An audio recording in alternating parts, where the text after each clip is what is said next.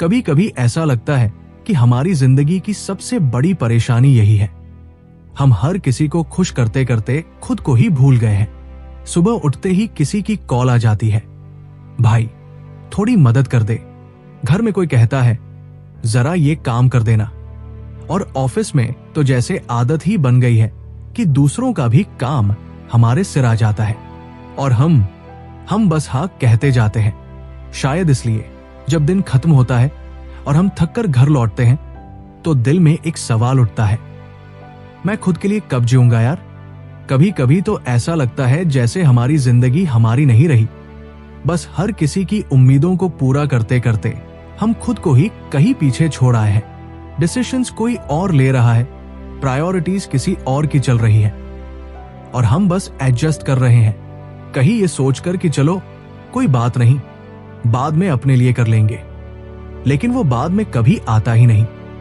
आज से कुछ साल पहले मैं भी ऐसा ही था, हर किसी को खुश रखने वाला इंसान। कोई कुछ कह दे तो मना नहीं कर पाता था।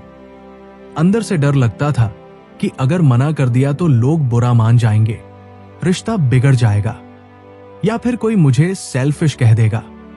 लेकिन धीरे धीरे समझ आया कि दूसरों की खुशी के पीछे भागते भागते मैं खुद को ही खो रहा था। मेरी अपनी प्रायोरिटीज, मेरे सपने सब धीरे धीरे पीछे छूटते जा रहे थे। और सबसे बुरा यह था कि लोगों को लगने लगा था कि मेरे पास तो जैसे टाइम ही टाइम है, कोई भी कुछ कह दे मैं तो हाँ कह ही दूंगा। समझने वाली बात यह है कि हर बार हाँ कहना सिर्फ एक आदत नहीं, एक पैटर्न बन जाता है और जब तक आप उसे तोड़ते नहीं तब तक आप अपनी जिंदगी के डिसीजन मेकर बन ही नहीं सकते। यहीं से असली बदलाव शुरू हुआ जब मैंने पहली बार खुद के लिए ना कहना सीखा। तब समझ आया कि हर किसी के लिए हर वक्त अवेलेबल रहना हमेशा सही नहीं होता और शायद यहीं से मेरी जिंदगी सच में बदलने लगी। देखो, ना कहना आसान नहीं होता, खासकर तब जब आप उन लोगों में से हो जिन्हें दूसरों की फीलिंग्स की परवाह होती है। लेकिन ना कहने का मतलब ये बिल्कुल नहीं होता कि आप बुरे इंसान हो गए हो। इसका मतलब सिर्फ इतना होता है कि आपकी भी जरूरतें हैं, आपके भी सपने हैं और आपको भी अपने जरूरी काम पूरे करने हैं। एक और सच्चाई यह है कि जब आप हर किसी के लिए हाँ कहते रहते हो तो लोग आपको ग्रांटेड लेने लगते हैं। उन्हें लगता है कि आप तो हमेशा तैयार हो, हमेशा फ्री हो।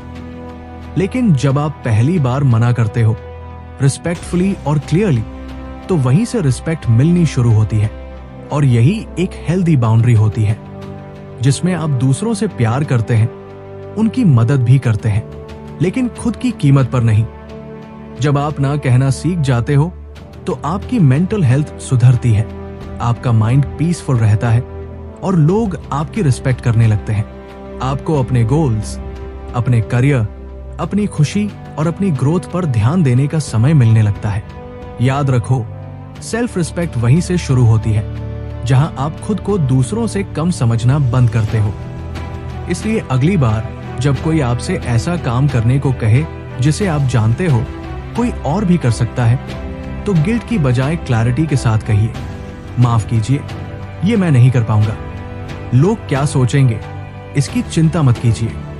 जो अपने होंगे वो समझेंगे और जो नहीं समझते उन्हें समझाने की जरूरत भी नहीं है। जब आप खुद की रिस्पेक्ट करना शुरू करते हैं तभी दुनिया भी आपको सीरियसली लेना शुरू करती है।